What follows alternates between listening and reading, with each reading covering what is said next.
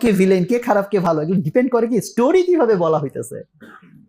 যেমন ওই যে প্রথম প্রবলেম যেটা বলছিলাম 1 ভার্সেস 5, সেই একটা যদি তোমার নিজের ছোট ভাই হয়, অথবা তোমার ছোট ভাইও না বা তোমার সন্তানও না, কিন্তু ওই লোকটাকে নিয়ে একটা স্টোরি তোমাকে আগে বলে নিলাম, দেখবে যারই স্টোরি বলা হয় মানুষ কি হয়, তার সাথে একটা কি অ্যাটাচমেন্ট ফিল করে। ফলে রাইট রং মানুষ যে তার মনে করে যে সে তার বিবেক খাটায় রাইট রং জাজ করবে, এটা অ্যাবসলিউটলি রং আইডিয়া। আমরা কোনো মানুষ বায়াসের বাইরে না, আমাদের মাথার মধ্যে হাজার হাজার আইডিয়া ঢুকানো আছে। এই আইডিয়াগুলোর ভিত্তিতে আমরা চিন্তা করি এটা ভালো, এটা মন্দ, ও ভালো, ও খারাপ। আমরা কখনো এনে নিউট্রাল হইতে পারি না। এবং বায়াস অনেক ভাবে ক্রিয়েট হয়। যেমন সিম্পল একটা এক্সাম্পল হচ্ছে, তুমি যদি বাসে থাকো, এই মুহূর্তে তুমি বাসে আসো, দেখো রিক্সাওয়ালাদের উপর খুব মেজাজ খারাপ হয়। হ্যাঁ, এটা ডানে ঢুকাই, বামে ঢুকাই, বেটা সরেস না। আর তুমি রিক্সায় উঠো, এখন দেখো বাসার উপর তোমার এটা সাইড দিচ্ছে না, জায়গা দিচ্ছে না। তো তুমি জীবনে বহুতবার বাস আর রিক্সা চেঞ্জ করছো, কিন্তু নিউট্রাল কিন্তু হইতে পারো না। খেয়াল করে দেখো, বাসে বৈশা রিক্সাওয়ালার পক্ষ হয়ে চিন্তা করার চেষ্টা করো, পারবাই না, কঠিন কাজ। বাসে বৈশা আছে কিন্তু রিক্সাওয়ালার পক্ষ হয়ে চিন্তা করো, পারবা না। আর রিক্সায় বৈশা আছে, বাসওয়ালার পক্ষ হয়ে চিন্তা করবা, পারবা না। একইভাবে ধরো রাস্তার মোচরের মধ্যে তোমার গাড়িটা ওয়েট করতেছে, ওইদিকে সাই সাই গাড়ি যাচ্ছে, বারবার মনে হয় এদের তো কিসের তারা হলে থামতে পারে না, আমি তো যাবো, আমার কেন যাইতে দেন।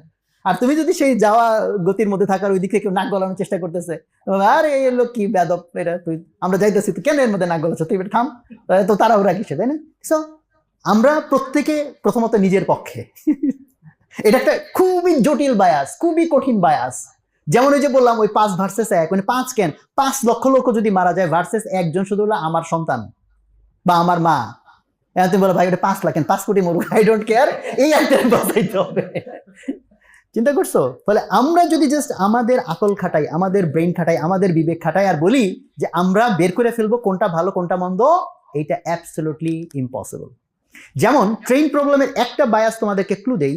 যখন ট্রেনের প্রবলেমে বলা হয়েছে এখানে 5টা লোক, এখানে একটা লোক, তখন তুমি যখন চিন্তা করছো তোমার কাছে ওরা সমদূরত্বে আছে, ফলে তোমার বায়াস যেভাবে কাজ করে, যখনই বলা হয়েছে এই লোকটাকে ধাক্কা মেরে ফেলায় দাও, তখন দেখো তুমি কিন্তু ওই মোটা লোকটার কাছে আর ওই 5 জন থেকে দূরে, সাথে সাথে তোমার বায়াসের মধ্যে চেঞ্জ আসছে, তুমি মোটা লোকের পক্ষে চলে যাওয়ার প্রবণতা তৈরি হয়েছে। আর সাথে বলছি এই মোটা লোকের যদি এখন গল্প তোমাকে শোনানো হয়, তুমি বলবো ওই 5 জন কেন, 50 জন মরুক, বাট এই লোকটার বাঁচাইতে হবে, কারণ বিকালবেলা তার বাচ্চার কাছে সে চকলেট পোষাই দিবে, এটা বলে আসছে, যাবো ঠিক আছে আমি বিকালবেলা তোমার জন্য চকলেট নিয়ে যাবো।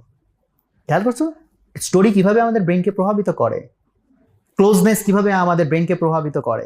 এরকম হাজার হাজার ঘটনা আমাদের ব্রেনকে প্রভাবিত করে, যে কারণে আমরা ওই ব্রেন যেভাবে প্রভাবিত হয়েছে ওইভাবে চিন্তা করি।